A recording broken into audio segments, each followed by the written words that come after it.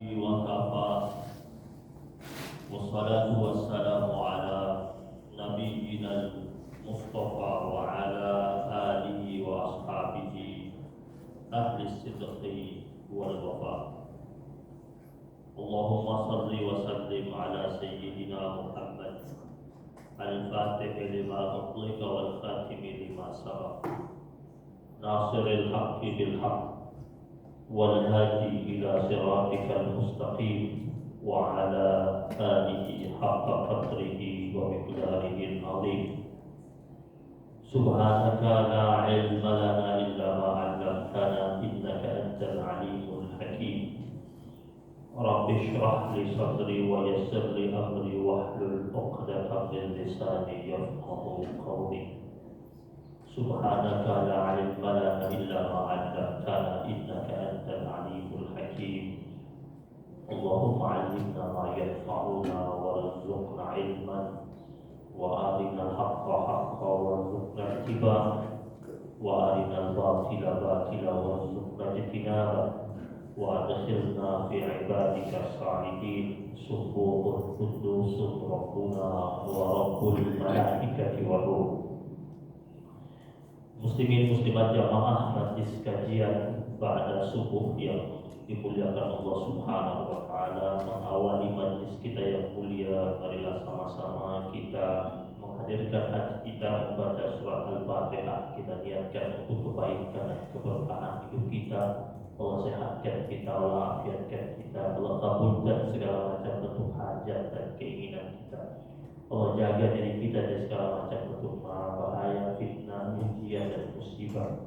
Ala hadhihi niyyah wa ala kulli niyatin salihah. Al-Fatihah.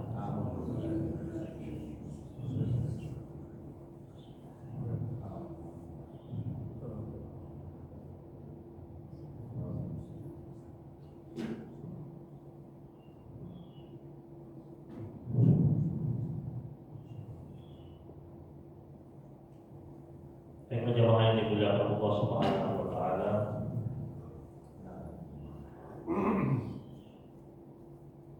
hari ini kita sudah berada di awal-awal bulan Dzulhijjah,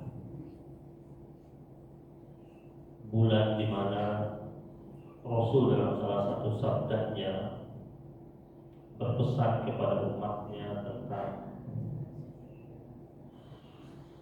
tentang hari-hari di awal bulan Dzulhijjah, yang kata Nabi, amal saleh pada 10 hari pertama di bulan Dzulhijjah tersebut memiliki keutamaan yang sangat besar.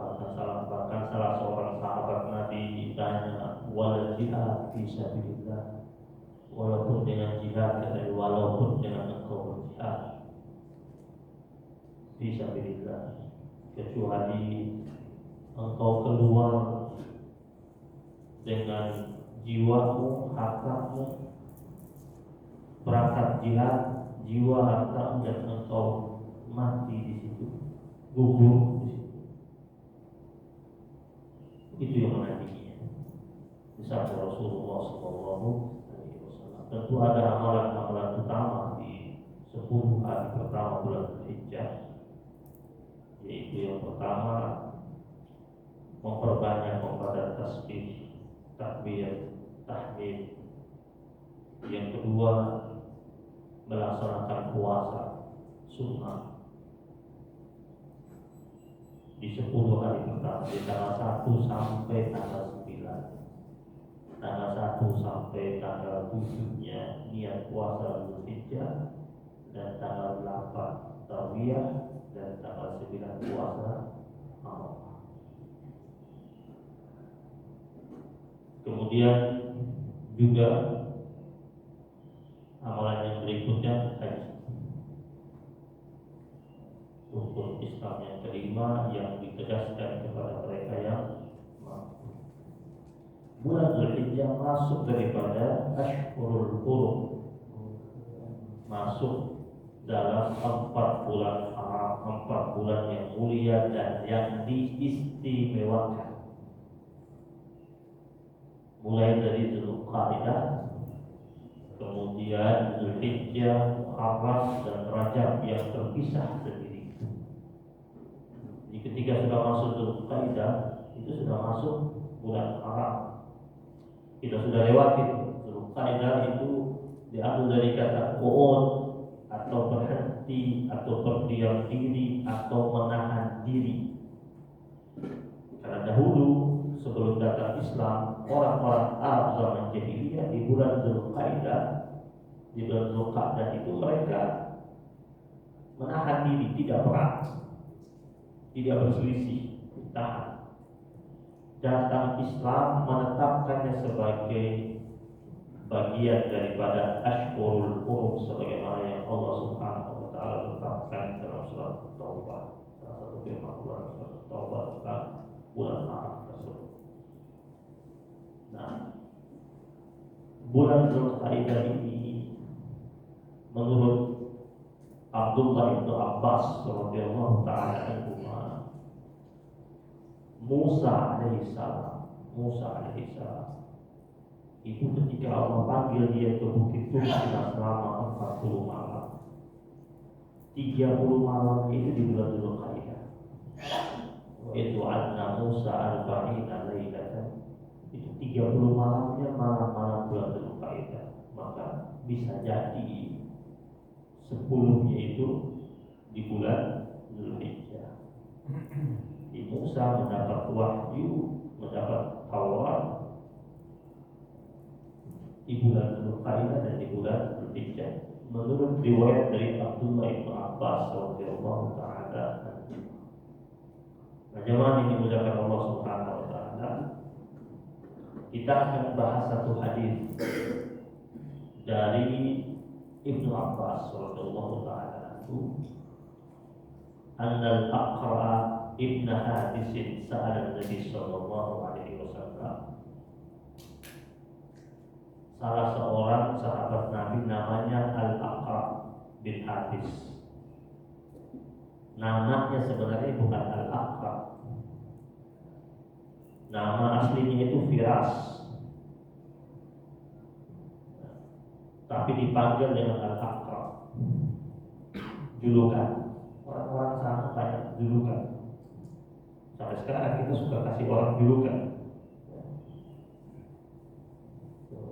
Umar mana? Umar Pita. Al-Aqra ini di kepalanya ada pita, ada botak sedikit yang nggak numbuh rambutnya. Dipanggillah dia dengan Al-Aqra.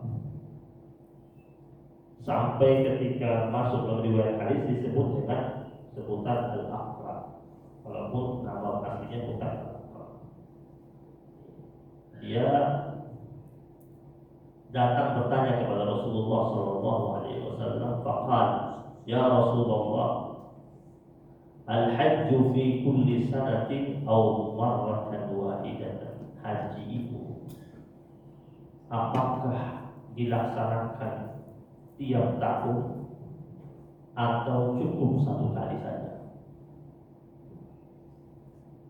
Lalu Rasul sallallahu alaihi wasallam qala, bal marratan wahidatan.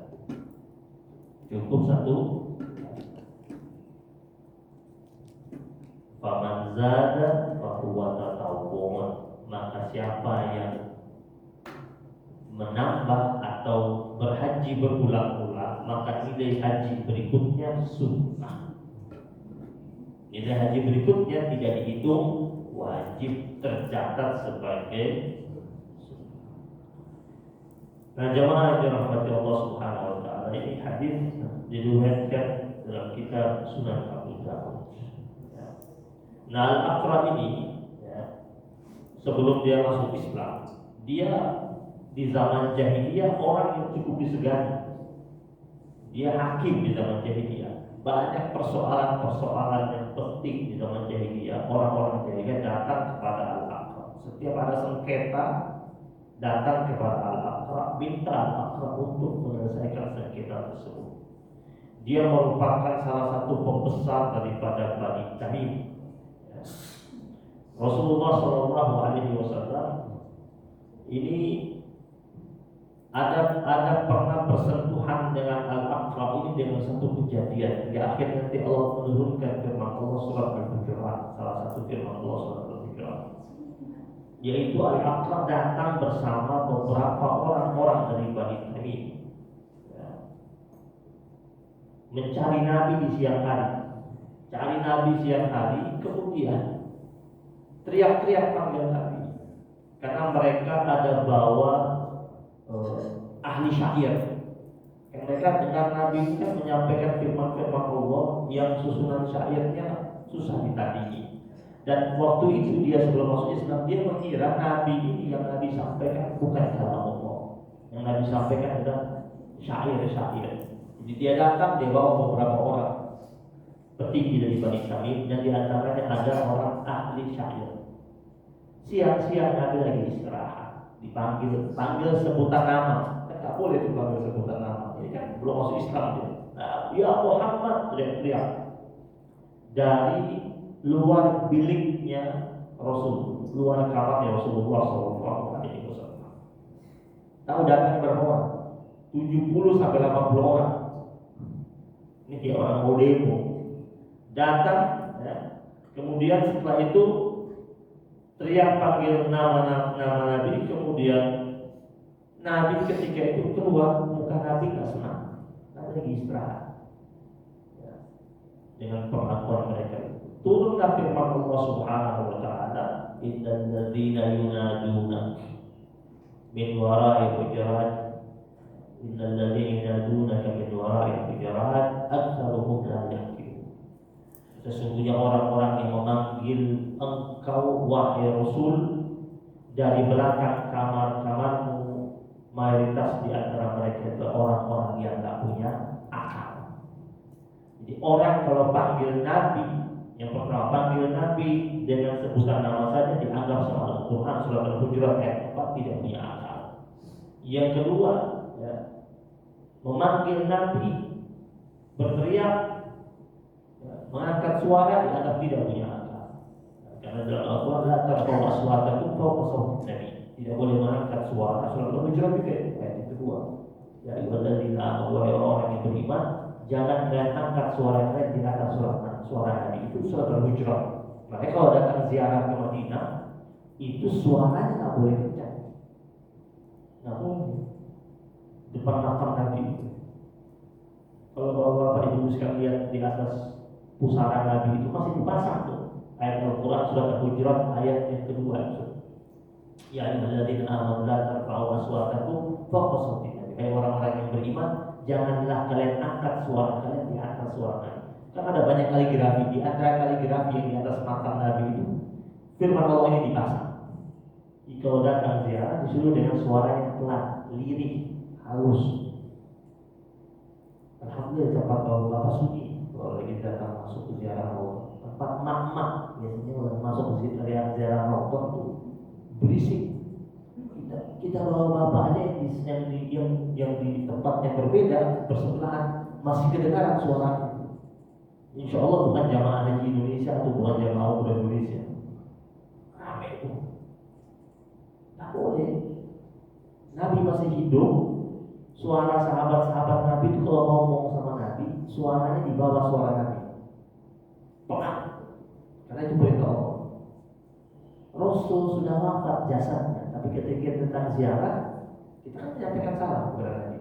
Assalamualaikum ya Rasulullah, assalamualaikum ya Nabi Allah, assalamualaikum ya Al-Mustafa, assalamualaikum ya Abul Qasim, ya assalamualaikum ya Khataman Nabiyyin, assalamualaikum ya Khairul Mursalin.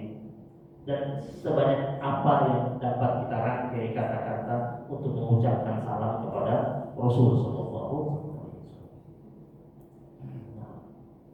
Ayat ini mereka datang panggil siang-siang, Nabi lagi istirahat. Allah bilang tidak punya akal. Kemudian pada kesempatan tersebut, menurut riwayat, setelah jumpa dengan Nabi, ternyata ini 70 sampai 80 orang ini langsung masuk Islam. Langsung masuk Islam. Kenapa? Karena ketika dihadirkan syair-syairnya mereka terus dipadukan diadu dengan firman-firman Allah yang disampaikan sama Nabi, mereka terpukau karena ini bukan buatan manusia. Terus mereka tunduk, mereka masuk Islam. Kemudian setelah itu mereka belajar sama Rasulullah SAW. Kemudian rombongan ini ada yang balik ke kelompok wanita ini, mendakwahkan Islam di kelompok wanita ini. Ada kisah menarik tentang Al-Aqra. Sebelum kita bahas hadis yang di atas, hadis yang tadi kita sampaikan. Al-Aqra itu dia orangnya suka senyum, Pak. Orangnya serius. Mungkin karena dia hakim kan begitu. Orangnya jarang senyum. Kemudian di rumahnya anak-anaknya takut sama dia. Anak-anaknya takut sama dia. Jadi satu hari dia, kata Abu Hurairah, satu hari dia temui Nabi lagi gendong dua cucunya, Al-Hasan dan Al-Husain. Nabi kan suka main-main sama cucunya. Kadang digendong, kadang ditaruh di atas pundaknya. Dan ini cucunya bercanda-canda sama Nabi. Terus Al-Aqra bilang sama Rasul, ya Rasulullah, di rumah saya ini bocah-bocah kayak begini ada 10 orang, tapi tidak pernah seorang pun di antara mereka pernah saya peluk dan saya cium. Untuk ini dia nggak pernah peluk, nggak pernah cium tuh anaknya. Ada punya 10 anak laki. Terus Nabi ucapkan di hadapan dia, didengar sama oleh Abu Hurairah radhiyallahu taala anhu, man la yarham la yurham. Barang siapa yang tidak menghadirkan rasa cinta dan kasih sayang, dia tidak bakal mendapatkan cinta dan kasih sayang. Nah, pesan Nabi inilah akhirnya kepada Al-Aqra itu berubah sikapnya. Berubah sikapnya yang tadinya orangnya kaku. Di rumah tuh orang kalau mau bicara aja di rumah itu lihat momentumnya. Saking segan banget sama Al-Aqra. Nabi pesan seperti itu, man la yarham la yurham. Yang tidak punya kasih sayang tidak bakal mendapatkan kasih sayang. Nah, jamaah yang dirahmati Allah Subhanahu wa taala. Karena ini bulan Dzulhijjah, kita bahas hadis tentang haji. Apa itu haji?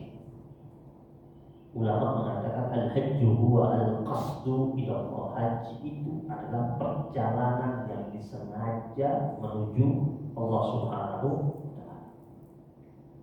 Jadi kalau ditanya kenapa dikatakan dia al-qasdu ila Allah, perjalanan yang disengaja menuju Allah? Karena ibadah haji ini butuh unsur kesengajaan. Maksudnya ada niat.